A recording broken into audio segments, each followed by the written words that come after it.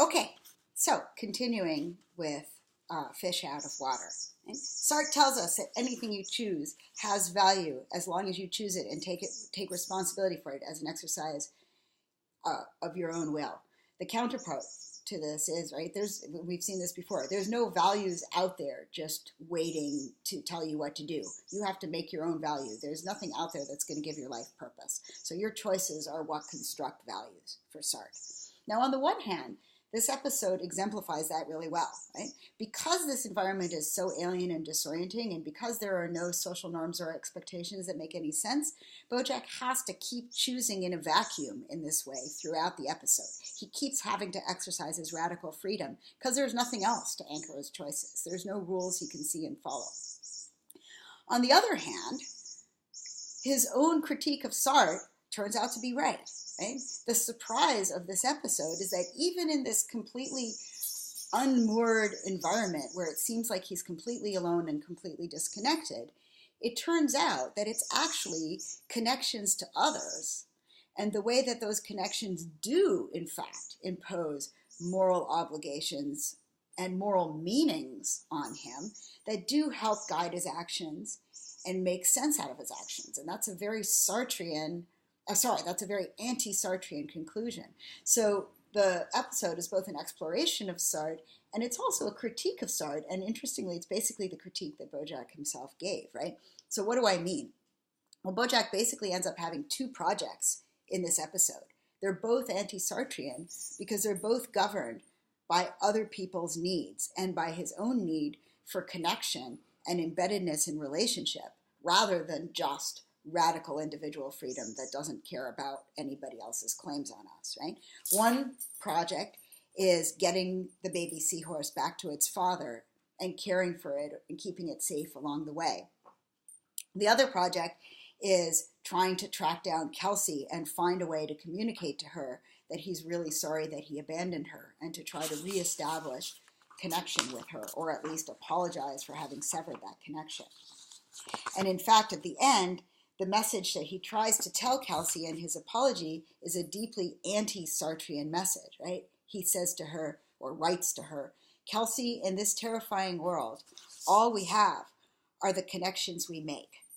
And terrifying world here obviously means both the underwater world locally and just the world at large, right? He's talking about both simultaneously. But part of what he's saying is that in this weird, alien, scary world where nothing makes sense, Sartre's wrong, that we just need to act as individuals not connected to anyone. The only thing that's going to give sense to that world is making connection.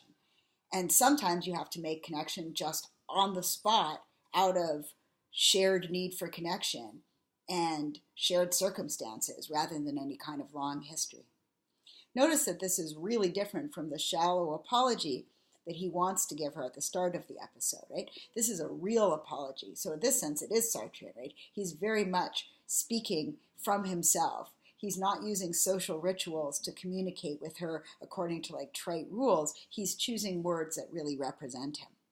And he's taking responsibility for his past acts. He's taking responsibility for having hurt her and having abandoned her, which we know is not something that Bojack is usually good at.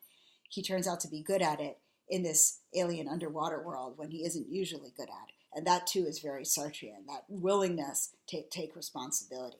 Because remember, when he apologized or tried to apologize to Herb, he kept saying, oh, it's not my fault. The TV executive made me do it. I didn't have any choice. That's exactly what Sartre means when he talks about not taking responsibility for your actions, right? Acting like other people's claims on you are what condition your acts. But when it comes to Kelsey, at least at this moment, he gives her a real apology. He says, I'm sorry for what I did.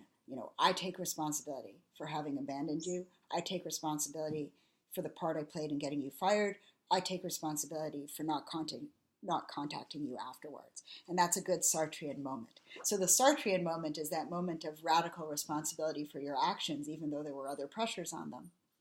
The anti-Sartrean moment is that what enables him to act and make choices still is his need for connections to others and the things that he feels that he owes others, right? He owes care and help to the baby, and he owes an apology to Kelsey. She doesn't hear the apology, right? It never makes it to her.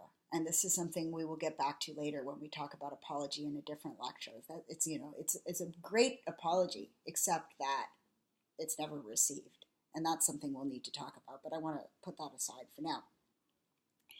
What we see here in this distance between blaming the world for what you do versus taking responsibility is a gap that lets us introduce another really important Sartrean notion.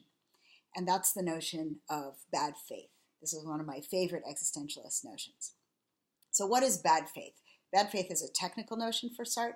He defines bad faith as acting without taking responsibility for your actions because you convince yourself and perform for other people that you are just letting the situation or the social norms carry you along, right? That it wasn't really you who acted, that you just let the world carry you and did what was expected or did what the space demanded of you, and so you don't need to take responsibility for what you did.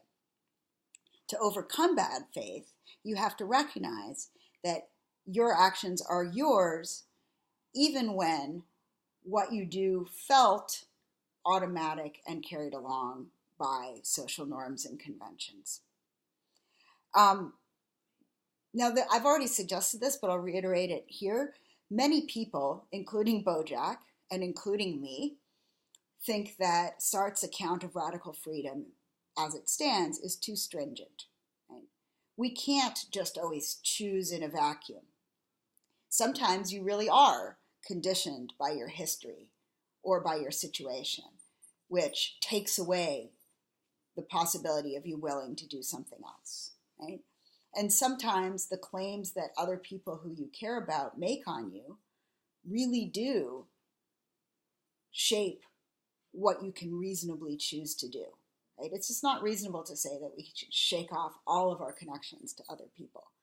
The ties that we have to other people are legitimate parts of who we are as people, and so it's legitimate to let the claims that those ties make shape our choices. So his account of radical freedom is too strong. He refuses to recognize any of that contingency or conditioning.